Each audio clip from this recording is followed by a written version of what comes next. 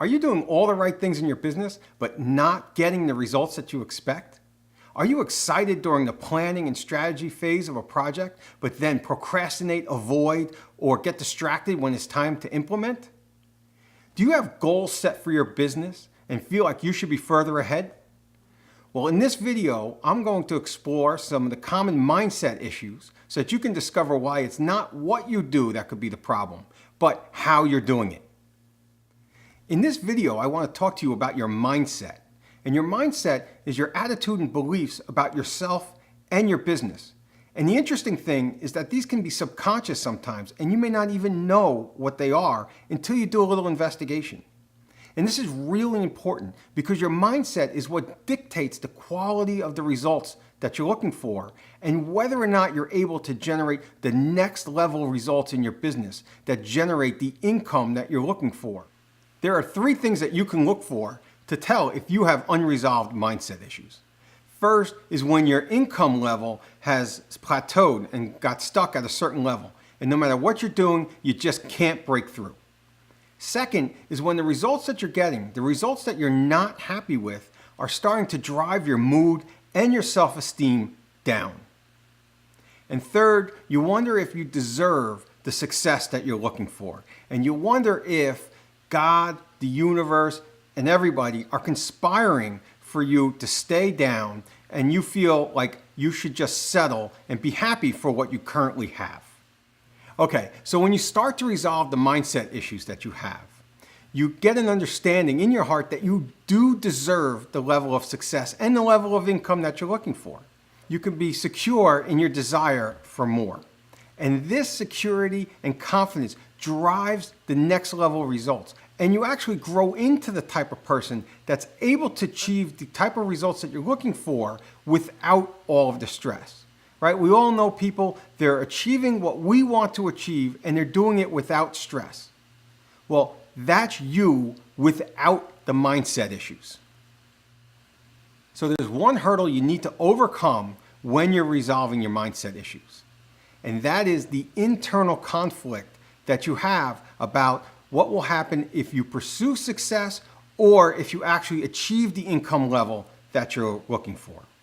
Now, the barrier there is that these beliefs that we've accumulated don't feel like beliefs. They feel like absolute truths.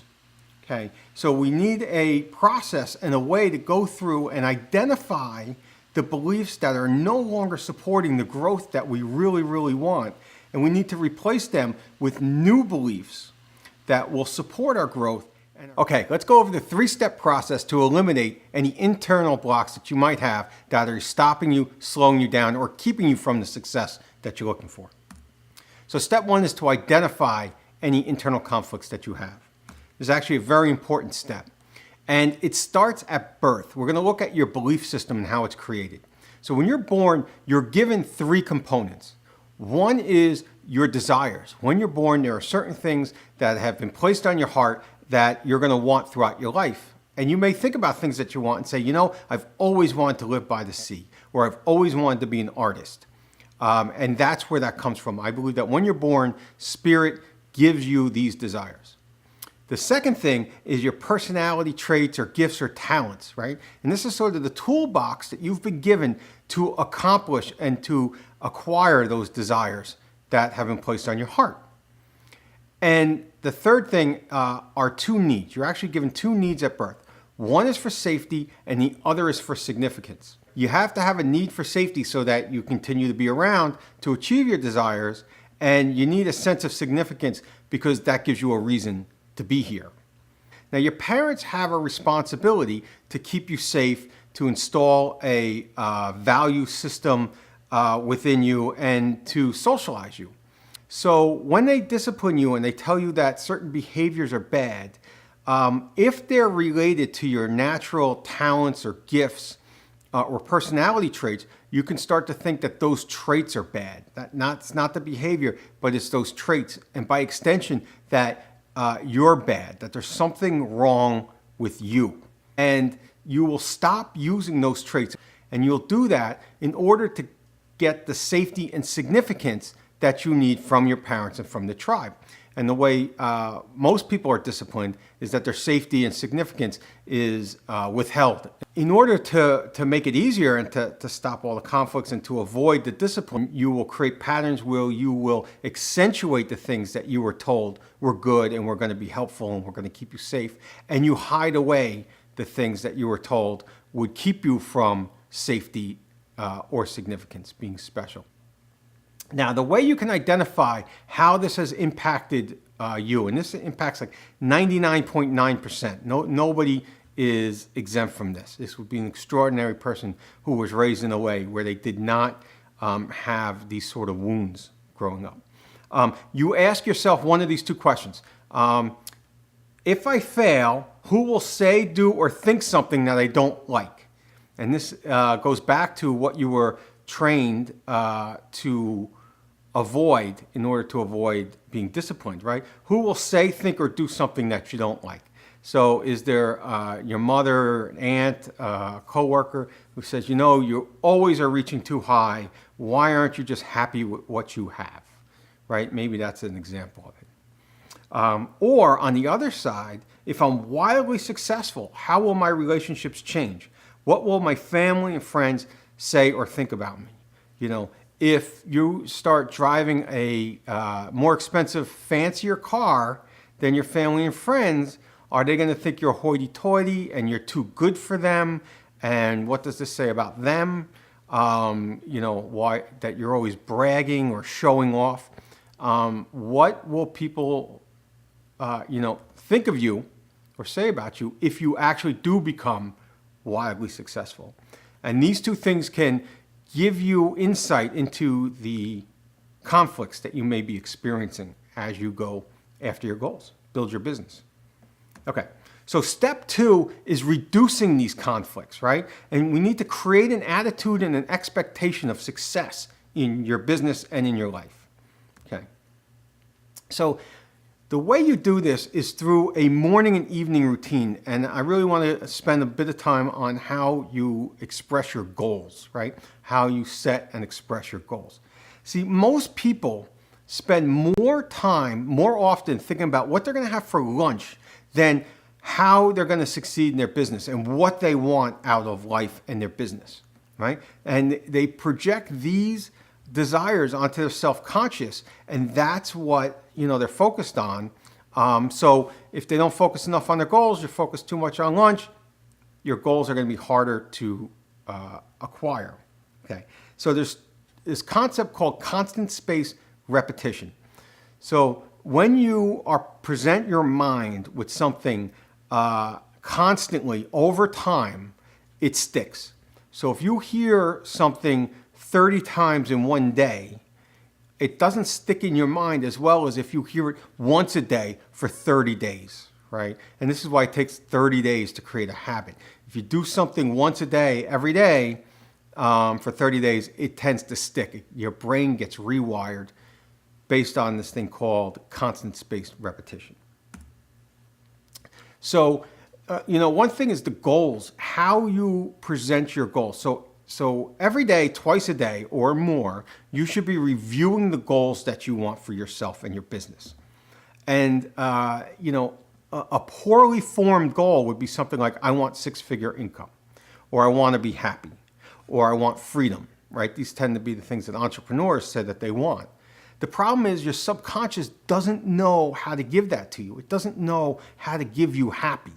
So I want to give you an example of a really well-formed goal. Okay, I'm going to read it for you. It's January 1st, and I've just run a QuickBooks report for last year.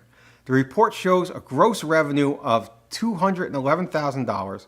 My taxes have been paid, and deposits into my personal account total $101,786.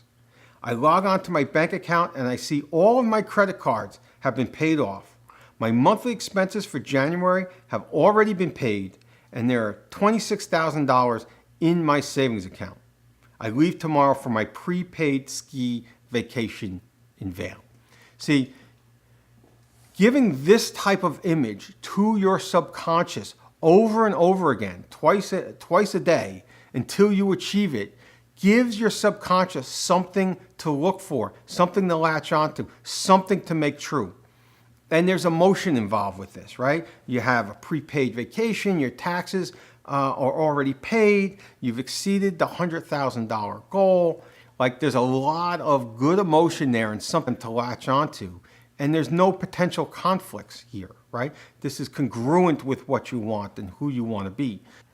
And all of these things play a role in your subconscious mind. Okay, now step 3, bypass your conflict so you take next level action without the stress. So you can reduce your conflicts by presenting what you want over and over again in a really vivid way to your subconscious. The issue is that, you're not going to find every conflict that you have. There are layers to these things. So you're going to peel back the onion, you're going to remove some, but there's potential that there's always going to be something that can hold you back. And what I want to talk about are 3 ways that you can really overcome this and really just not give the conflicts a chance to crop up. First is by scheduling your activities.